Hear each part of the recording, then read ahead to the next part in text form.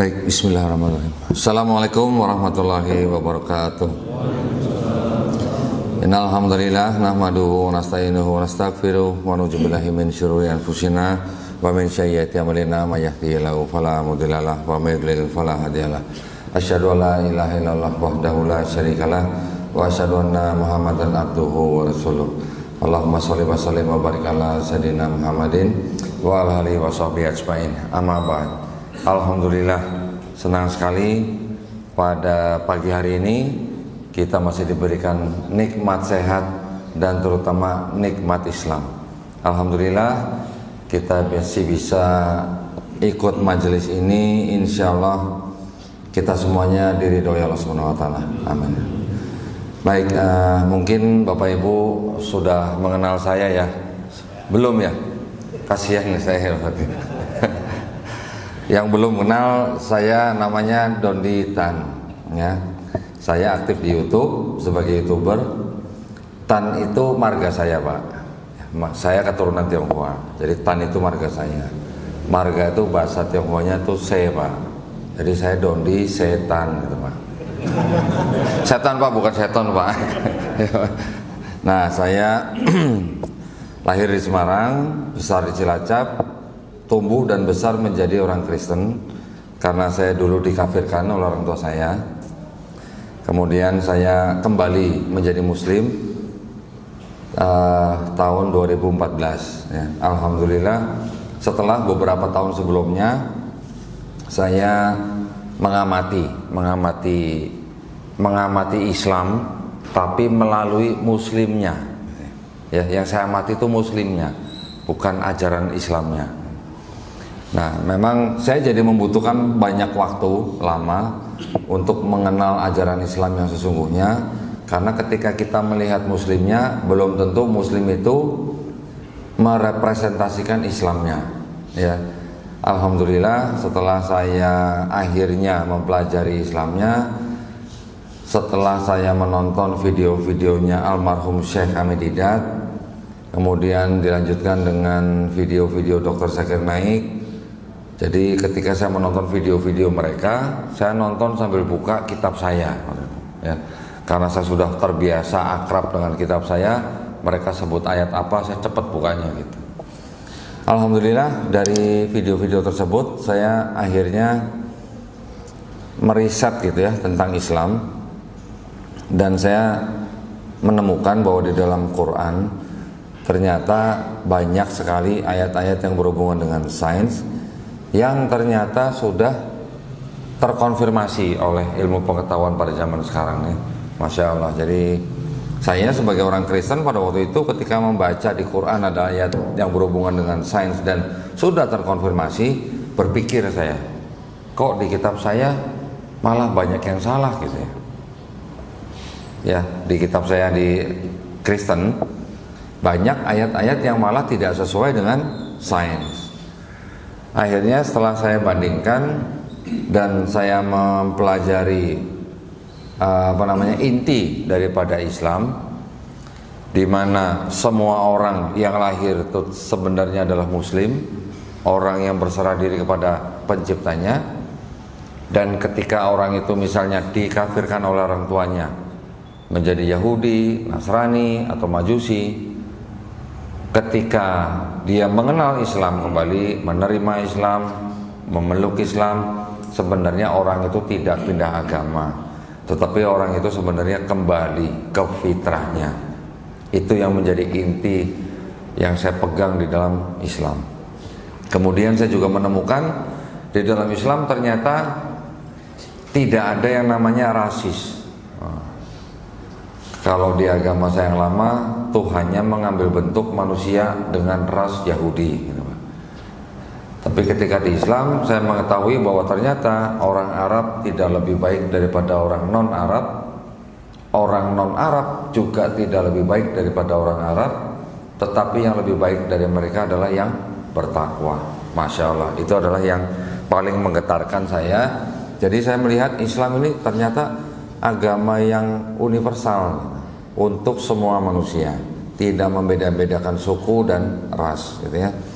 Bahkan Allah Subhanahu wa taala sendiri mengatakan di dalam Quran bahwa Allah Subhanahu wa taala menciptakan manusia dengan suku dan ras-ras yang berbeda, tetapi tujuannya adalah untuk saling berkasih sayang, ya, mengenal dan berkasih sayang dengan bertaaruf gitu ya. Masya Allah. Jadi akhirnya saya mengucapkan 2 kalimat syahadat pada tanggal 25 Juli 2014. Namun karena saya berasal dari agama Kristen dan keluarga besar saya semuanya Kristen, jadi saya kan harus punya bekal gitu. Kalau saya masuk Islam, kalau saya ditanya gimana jawabnya, ternyata setelah saya pelajarin ulang kitab saya, akhirnya saya menemukan bahwa sebenarnya di dalam kitab yang dulu saya akrab itu juga sering disebut-sebut di dalam Quran gitu. Ya, di Quran kita sering membaca Allah Subhanahu wa taala telah memberikan kitab Taurat, Zabur, Injil kepada Bani Israel. Jadi saya berpikir begini, berarti sebenarnya kan kitab yang saya pegang ini kan adalah kitab yang disebut di dalam Quran. Ya, saya tunjukin aja ya supaya Bapak Ibu punya gambaran. Oh, ibu-ibu kelihatan nggak tuh yang di belakangnya?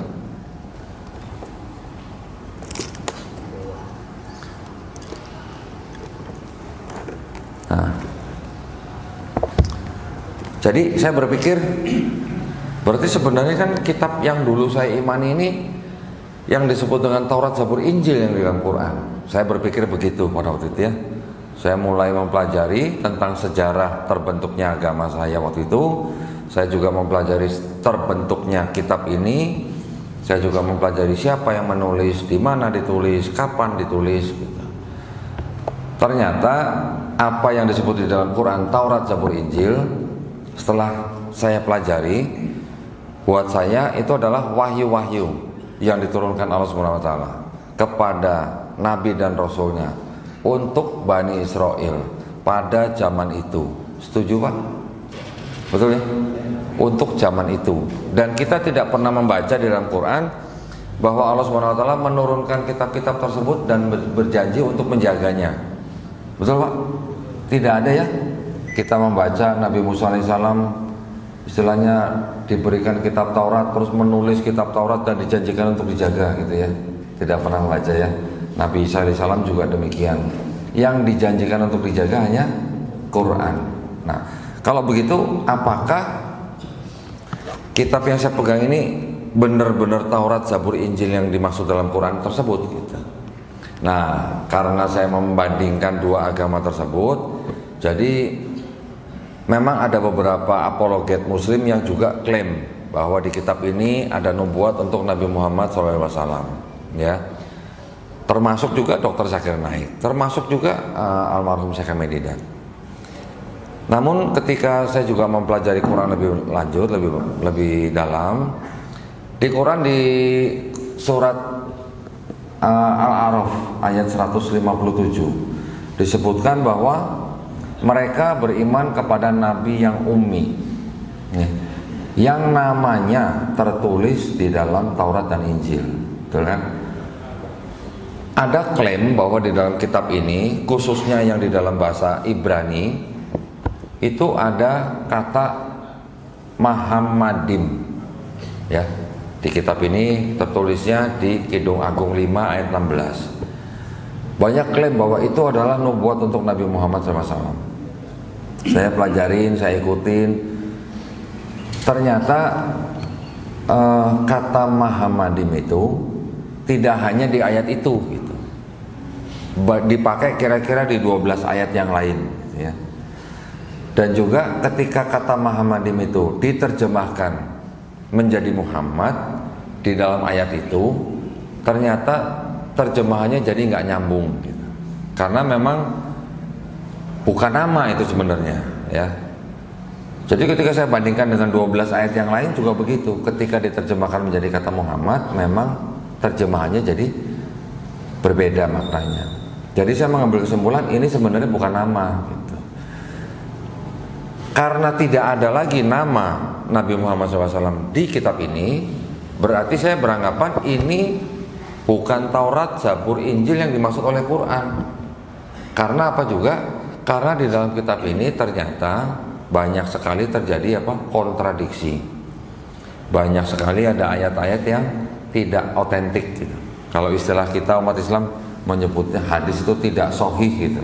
Ya, kalau Quran tidak ada cerita tidak sahih atau tidak sahih. Kalau hadis ada sahih, ada hasan, ada dhaif dan sebagainya. Tetapi di dalam kitab ini ternyata banyak ayat yang tidak sahih, artinya sanadnya saja sudah nggak nyambung gitu sanadnya. Perawinya nggak tahu siapa. Gitu. Ya. Memang tradisinya menyebutkan yang menulis bernama A, B, C, D, E. Total ada 40 penulis, ditulis dalam rentang waktu 1500 tahun. Tetapi beberapa surat ya maksud saya di dalam kitab ini yang menceritakan tentang Yesus Kristus yang kita kenal sebagai Nabi Isa alaihissalam, ternyata sanadnya tidak ada sama sekali malah. Hanya ada tradisi bahwa yang menulis ini bernama Matius, Markus, Lukas, Yohanes. Saya pelajari dari kitab-kitab mereka lagi yang lain, dari sumber-sumber dokumen mereka yang lain, ternyata itu adalah nama-nama yang diatribusikan. Ya, diatribusikan itu artinya apa ya? Ini misalnya saya menganggap ada kitab ini, oh ini yang nulis orang namanya A misalnya. Nah itu diatribusikan gitu.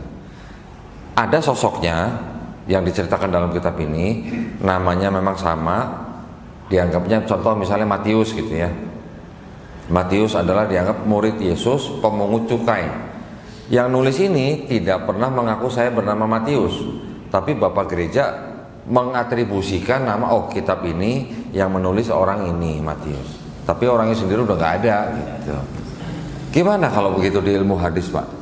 Masuk hadis apa kira-kira ya? Nah, yang terjadi seperti itu ya, setelah saya pelajarin. Juga yang ada di dalam kitab-kitab ini, surat-surat itu yang ditemukan dan yang disusun ternyata adalah salinan dari salinan dari salinan dari salinan gitu. Tidak ada yang originalnya gitu. Karena memang zaman dulu kan belum ada boro-boro pulpen gitu ya. Zaman sekarang udah ada pulpen, ada laptop, udah ada printer, udah ada scanner. Zaman dulu belum ada. Jadi benar-benar manual ditulis ulang. Makanya banyak terjadi kesalahan. Nah, ketika saya mempelajari itu, saya selain dari mempelajari teologinya gitu ya, karena kan Islam dan Kristen ini memang yang dipermasalahkan kan selalu teologi, yaitu Yesus Kristus Tuhan atau bukan gitu kan. Kita mengenal Isa Al-Masih, kita menyebut Nabi Isa alaihissalam bukan Tuhan, hanya hamba Allah yang menerima kitab Injil untuk Bani Israel. Masya Allah. Makasih, saya ambil. Saya tunggu-tunggu dari tadi, Mas. Bismillahirrahmanirrahim.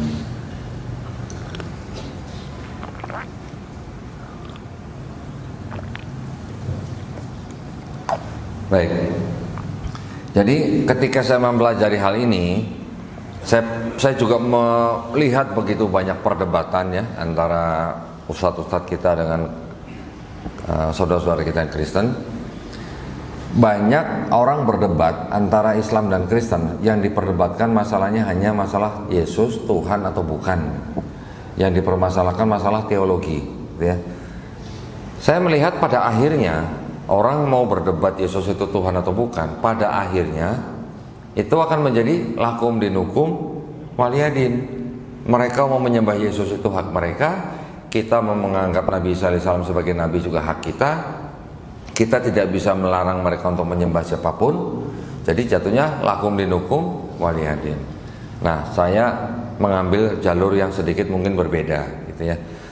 Kalau orang sebut itu namanya apa ya? Kritik teks gitu. Kritik teks itu artinya kita mengkritik apakah teks yang ada di dalam sebuah kitab itu otentik atau tidak gitu. Makanya saya mulai berburu mencari kitab-kitab Kristen dari mulai tahun-tahun lama, ada yang 1916, ada yang 18 sekian, ada yang 1950, ada yang 1970 dan sebagainya. Kenapa? Karena ternyata di berbagai versi yang mereka punya, itu yang kebanyakan itu hanya terjemahan ya, tidak ada teks aslinya. Itu penerjemahannya juga banyak yang berbeda-beda. Berbeda-beda. Setelah ditelusurin, perbedaannya dari mana? Bukan dari pilihan kata-kata penerjemahnya, tapi ternyata dari penerjemahan yang berasal dari sumber juga yang berbeda. Dari naskah-naskah kuno yang berbeda, dari manuskrip yang berbeda. Karena manuskripnya beda, maka terjemahannya juga berbeda. Belum termasuk itu yang namanya dengan kontradiksi. Saya kumpulkan kontradiksi, ternyata banyak sekali, ratusan ya, yang akhirnya saya susun ulang gitu. Jadi kontradiksi itu sudah banyak diketahui orang, tetapi orang membaca biasanya dalam bentuk narasi. Kalau dalam bentuk narasi, kita membacanya itu gimana ya? Buat saya itu kurang kurang jelas gitu kontradiksi di mana. Saya susun ulang kontradiksi itu dalam bentuk tabel. Dalam bentuk tabel nanti dibandingkan. Ini ada ayat ini, ayat ini, ayat ini, ayat ini dibuat dalam bentuk tabel sehingga kita orang awam pun baca, nggak usah menafsirkan ayat itu, sudah kelihatan perbedaannya. Nah, itu yang saya susun dalam buku saya yang berjudul Bible Expose. Nah, Bapak Ibu yang misalnya mau membeli bisa di bagian belakang ya. Tujuan saya membuat buku itu adalah ingin menunjukkan bahwa di dalam kitab ini selain masih ada kebenaran, juga bercampur dengan kebatilan.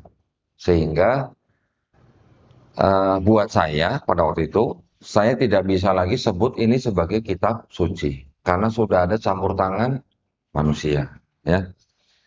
Ketika saya menempuh jalur kritik teks tersebut, saya bergabung dengan sebuah yayasan, yaitu Yayasan Pembina Mualafat Tauhid, yang berpusat di Surabaya.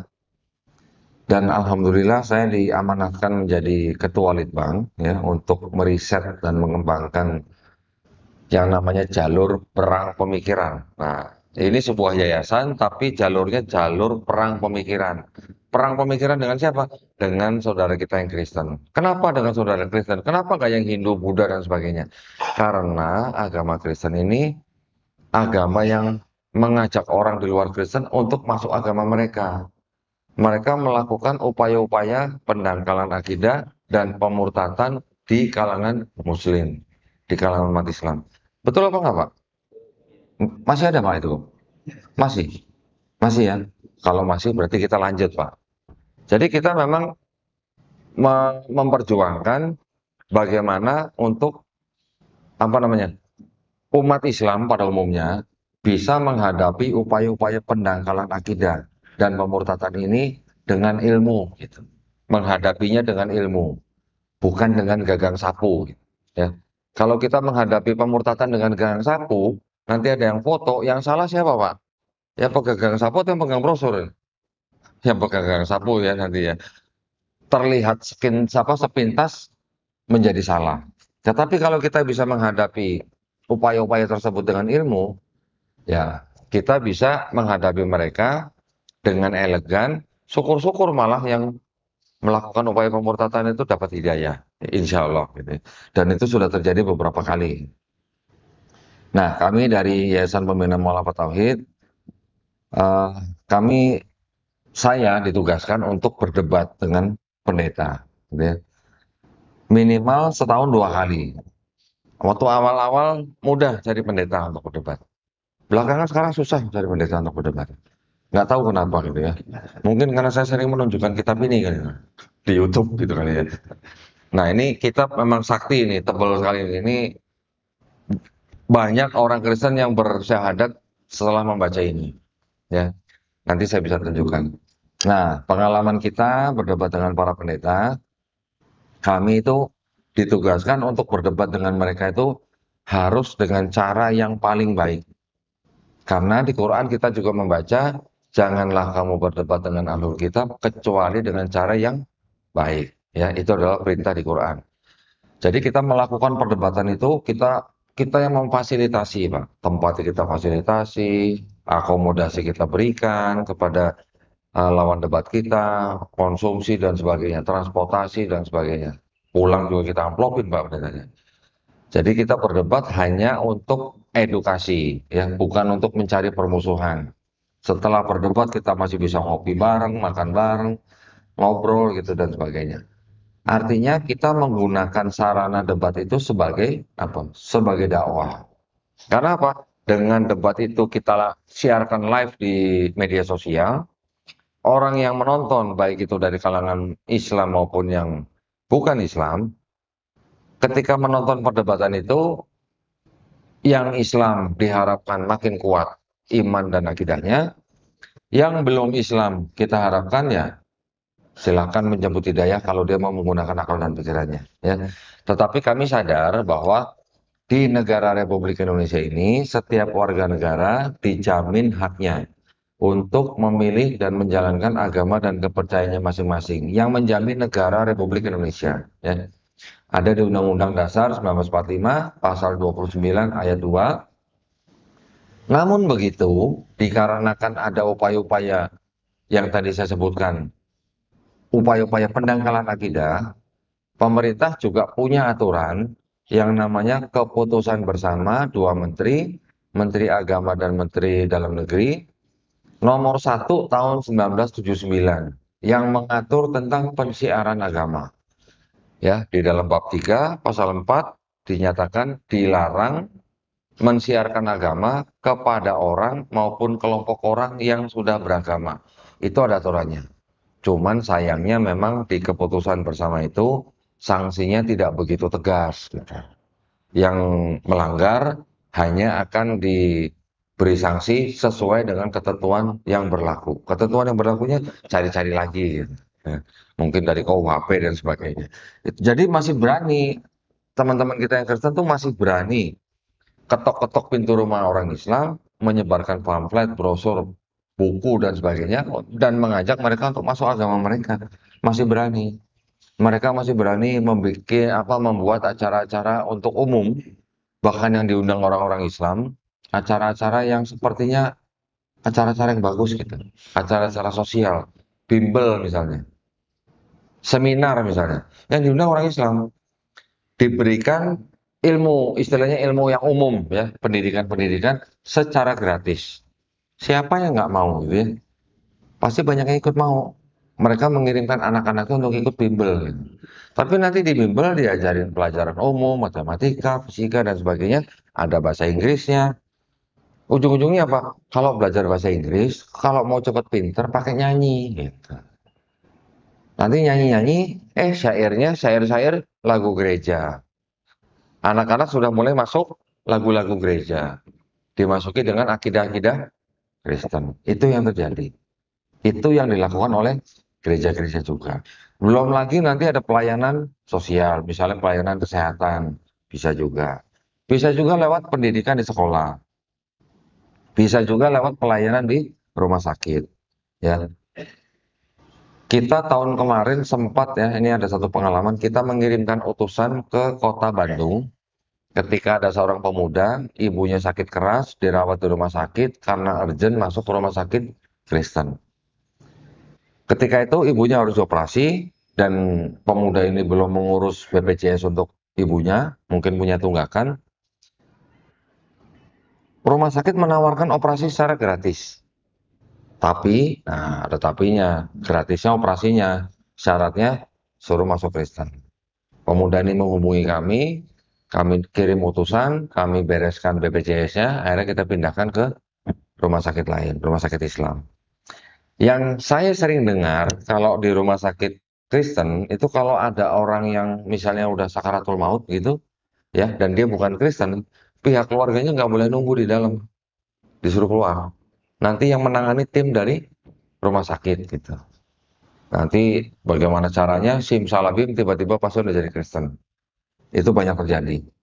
Ya, sekolah-sekolah juga begitu. Saya pernah didatangi seorang ibu-ibu, dia tunanetra dari lahir, orang tuanya kurang mampu, usia 9 tahun, ibu ini dimasukkan ke dalam sebuah sekolah luar biasa milik Yayasan Kristen. Masuk sekolah luar biasa ini umur 9 tahun, keluar umur 19 tahun sudah jadi Kristen. Ya, itu memang banyak terjadi. Makanya kami selalu ingin memberikan edukasi ini kepada umat Islam pada umumnya melalui ilmu, yaitu ilmu Kristologi. Ya, ini yang disebut dengan ilmu Kristologi, beda dengan ilmu usuluddin, perbandingan agama atau studi agama-agama. Ada perbedaannya. Kalau studi agama-agama itu hanya membandingkan, ya, tapi tidak melihat atau membaca atau memandang dari perspektif tertentu. Tapi kalau Kristologi, kita membaca, memandang dan memahami agama Kristen ini dengan perspektif dan kacamata Islam. Sehingga kita bisa tahu perbedaannya di mana, ya. Terus kemudian konsep ketuhanannya bagaimana, konsep keselamatannya bagaimana. Misalnya ada tambahan lagi konsep Mesiasnya bagaimana. Ada yang pernah dengar Pak Mesias? Mesias itu Al-Masih Pak. Jadi kalau Isa Al-Masih, mereka sebut Mesias, gitu ya. Yesus Kristus, Kristus itu juga Mesias. Mesias itu bahasa Ibrani, Kristus bahasa Indonesia, Christ bahasa Inggris, Kristos bahasa Yunani, The Mesiho bahasa Aramaik. Nah, itu adalah hanya istilah. Tetapi mungkin konsepnya yang berbeda. Yahudi memandang Mesias dan Kristen memandang Mesias itu berbeda perspektif gitu. Kita juga mungkin sering mendengarkan Yesus Kristus, Isa Al-Masih. Sama atau beda, Pak? Kalau menurut Bapak-Bapak. Sama atau beda, Pak? Ada yang bilang sama, ada yang bilang beda gitu ya. Kalau bilang beda, ternyata di luar negeri, Quran terjemahan bahasa Inggris menerjemahkan Isa Al-Masih putra Maryam dengan Jesus Son of Mary. Nah, kan kita mau bilang beda bagaimana? Gitu ya. Jadi sebenarnya kalau kita pelajari, Yesus Kristus atau Isa Al-Masih itu orangnya atau sosoknya atau profilnya itu sama sebenarnya. Profilnya sama ya, cuman diceritakan atau diperspektifkan berbeda antara dua agama ini, Kristen dan Islam. Di Kristen, Yesus Kristus dianggap sebagai Tuhan. Di Islam, Nabi Isa alaihissalam hanya sebagai hamba Allah atau Nabiullah. Gitu ya, bedanya di situ. Kalau ceritanya memang berbeda. Yesus diceritakan ada yang bilang di kandang domba, padahal di sini tidak tertulis kandang domba. Nanti diceritakan membuat mujizat, banyak mujizat ya, membangkitkan orang mati. Sama, di Islam juga kita membaca Nabi Isa alaihissalam lahir dari perawan suci Maryam, diberikan mujizat, bisa menyembuhkan orang sakit, orang buta, orang lepra, dan membangkitkan orang mati hanya dengan izin Allah Subhanahu wa taala. Perbedaan cerita ini bukan berarti orangnya berbeda ya. Banyak sekali persamaannya, perbedaannya hanya di dalam Quran dinyatakan bahwa Nabi Isa alaihissalam tidak dibunuh dan tidak disalib. Di Kristen, kalau di Kristennya sendiri malah ada perbedaan. Sebagian Kristen menyatakan Yesus disalib, tapi juga ada Kristen zaman dulu yang bilang yang disalib bukan Yesus, ada juga. Ya, ada Kristen yang namanya Kristen Basilidean. Mereka punya dokumen. Ini saya ada dokumen ini, Pak. Dikumpulkan di sini nih. Kalau yang ini disebut gospel, ini juga gospel.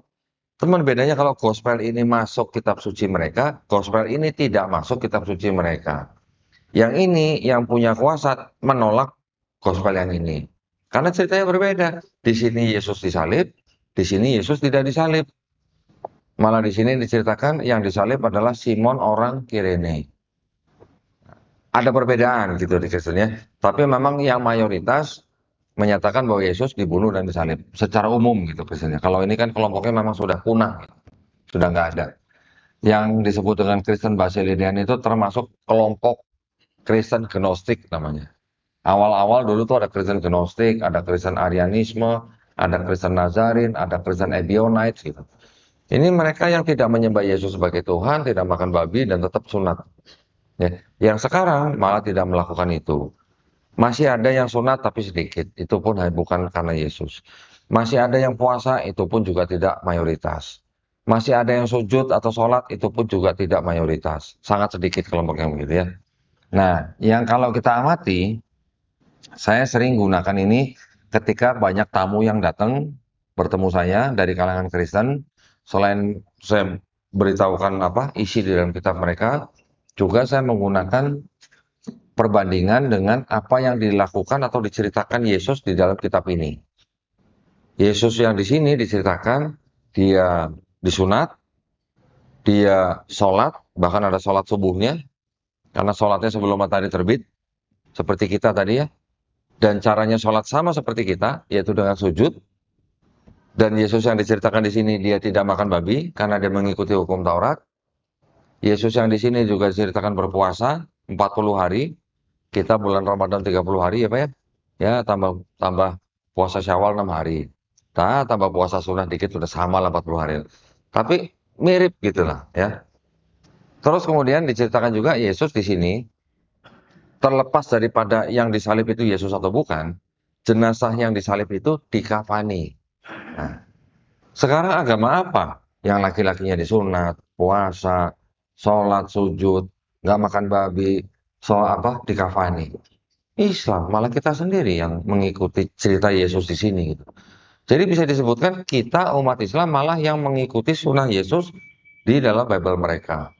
Tentu saja kita melakukan itu yang sekarang kita lakukan itu kan sudah disempurnakan ya, sudah disempurnakan di dalam Quran dan Sunnah Nabi Muhammad SAW. Tetapi ketika kita bandingkan ternyata banyak miripnya, gitu ya. Bahkan sampai ke Nabi Abraham di sini pun diceritakan juga sama. Nabi Abraham sunat, Nabi Abraham juga sujud. Nah, jadi kesamaan-kesamaan tersebut menandakan bahwa di dalam kitab ini masih ada kebenaran, tetapi juga masih bercampur dengan kebatilan. Untuk itulah eh, kita tidak menganggap ini sebagai Taurat, Zabur, Injil yang disebut di dalam Quran. Itu yang bisa saya sampaikan. Nanti mungkin sambil tanya jawab kita bisa kembangkan ya, mungkin ya. Saya nanti bisa bukakan ya. Ini sudah setengah jam, katanya boleh dibuka sesi tanya jawab. Gitu ya. Silakan kalau ada yang mau bertanya. Baik, ada yang ingin bertanya Bapak Ibu? Sebentar, stop. Oke. Silakan.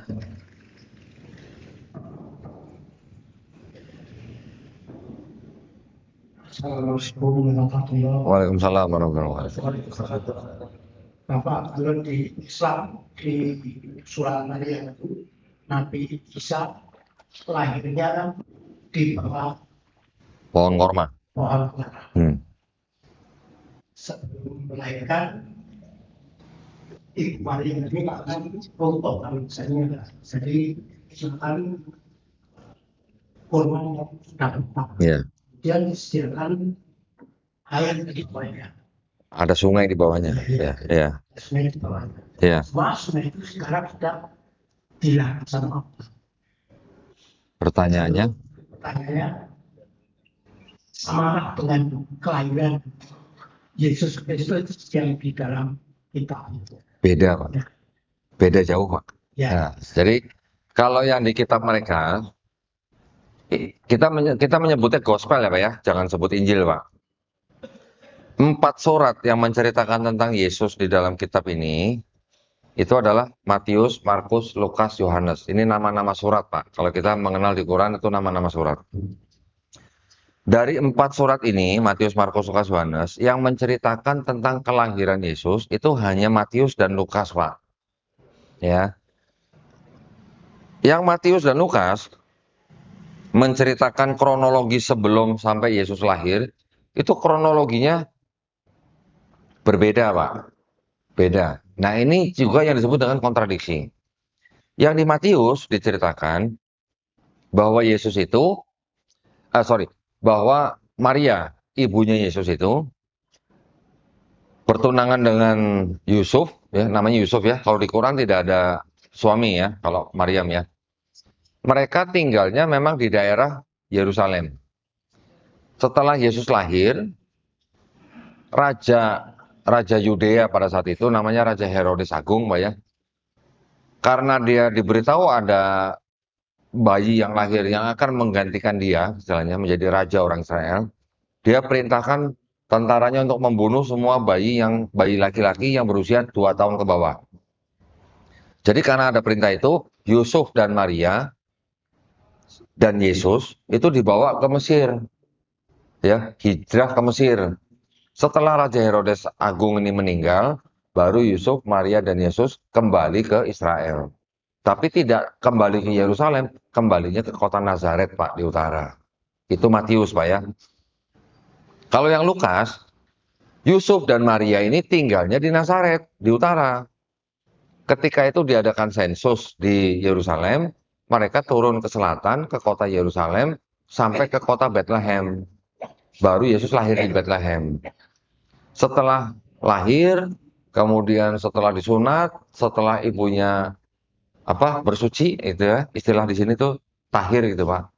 Kemudian diserahkan ke bait suci, kemudian Yesus dan kedua orang tuanya kembali lagi ke Nazaret.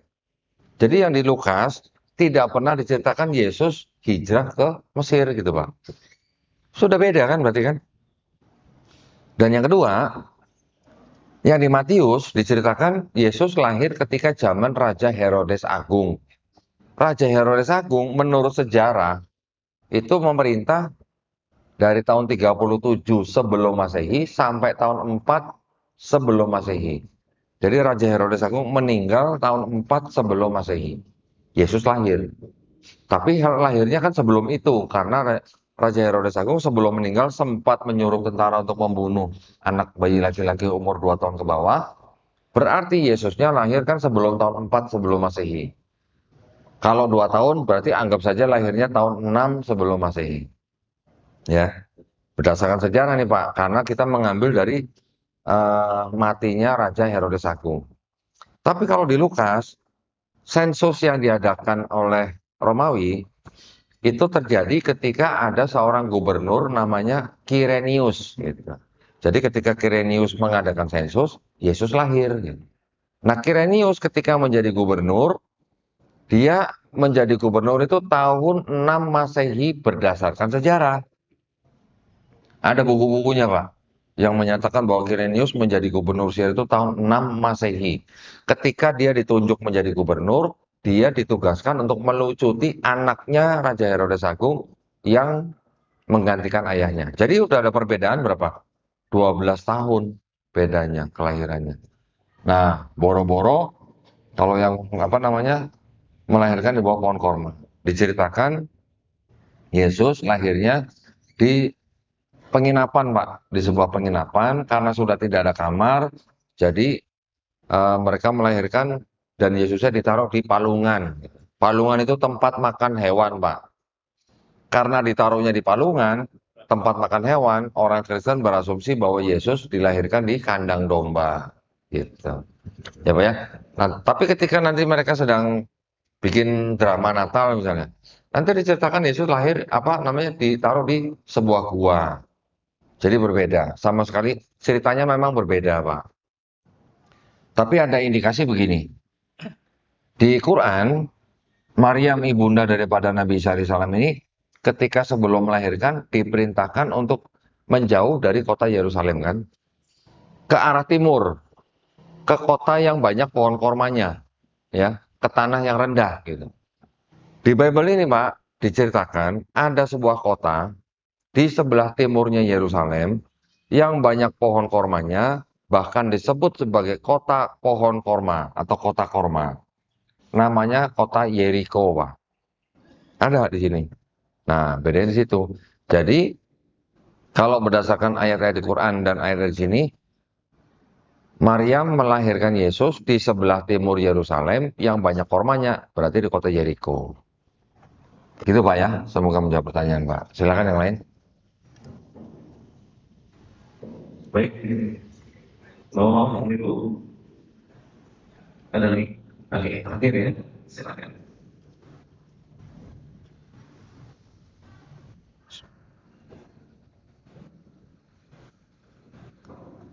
Assalamualaikum warahmatullahi wabarakatuh. Waalaikumsalam.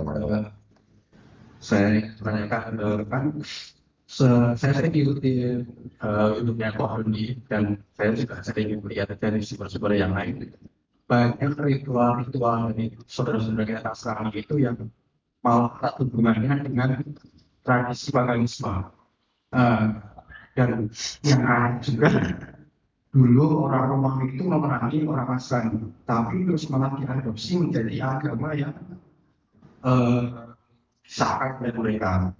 Apakah itu juga bisa jadi ada indikasi dimanfaatkan oleh para penguasa Romawi saat itu biar menjadi legitimasi penguasaan mereka untuk memudahkan kerajaan mengatur rakyatnya dengan kedok agama seperti itu. Terima kasih Dondi. Baik. Waalaikumsalam. Jadi gini, Kristen awal ya ketika itu memang kan mempunyai beberapa kelompok. yang tadi saya sebutkan. Ada Arianisme, ada Gnostik, ada Nazarin, ada Ebionites. Kemudian ada kelompok yang disebut dengan kelompok orang-orang yang mengikuti pemikiran Paulus. Nah ya, tokoh sentral di dalam Kristen adalah Paulus. Jadi yang menciptakan atau mendirikan agama Kristen itu sebenarnya Paulus gitu. Paulus sendiri sebenarnya dia menulis surat kepada orang-orang di kota-kota ketika dia sudah mengaku bertobat dan menjadi rasul. Kemudian dia menulis surat kepada orang-orang di kota-kota di sekitar daerah Mediterranean itu. Paulus sendiri juga mungkin nggak menyangka kalau surat-surat itu jadi kitab suci gitu. Sebenarnya ya. Belum tentu dia tahu kalau surat-suratnya bakal jadi kitab suci. Tetapi karena di dalam surat itu kan ada pemikiran-pemikiran dia, ada ide-ide baru. Makanya timbul orang-orang atau sekolah pemikiran yang mengikuti pemikiran Paulus. Nah, orang-orang Kristen yang mengikuti pemikiran Paulus ini yang akhirnya menjadi Kristen yang berkuasa pada saat itu. Kelompok Kristen yang kecil-kecil itu tadi dimusnahkan, ya. Ada yang dihukum, dipenjara, dipersekusi, dibunuh dan sebagainya. Ketika seorang kaisar namanya Kaisar Konstantin, ya, Kaisar Konstantin sedang memerintah di Romawi pada saat itu, dia menggandeng kelompok Kristen yang yang mengikuti pemikiran Paulus ini untuk apa? Untuk mengamankan tahta dia. Tapi waktu itu Romawi masih pagan, masih mengikuti masih menyembah Dewa Mitra atau Dewa Sol gitu. Mitra hubungannya ke Dewa Sol. Nah, ketika Kaisar Konstantin menggandeng orang-orang Kristen awal ini, Kaisar Konstantin mengaku dia mimpi melihat salib di atas awan ketika dia sedang berperang gitu. Ya. Waktu itu dia tanya sama orang Kristen, itu tanda bahwa dia akan menang. Akhirnya dia memeluk Kristen. Memang benar dia menang gitu. Akhirnya dia yang memfasilitasi sebuah konsili, namanya Konsili Nisea 325, yang akhirnya menyatakan bahwa Yesus adalah satu hakikat dengan Tuhan.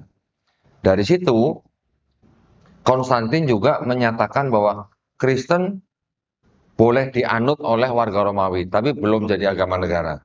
Dia mengeluarkan dekret namanya Edict of Milan tahun 313.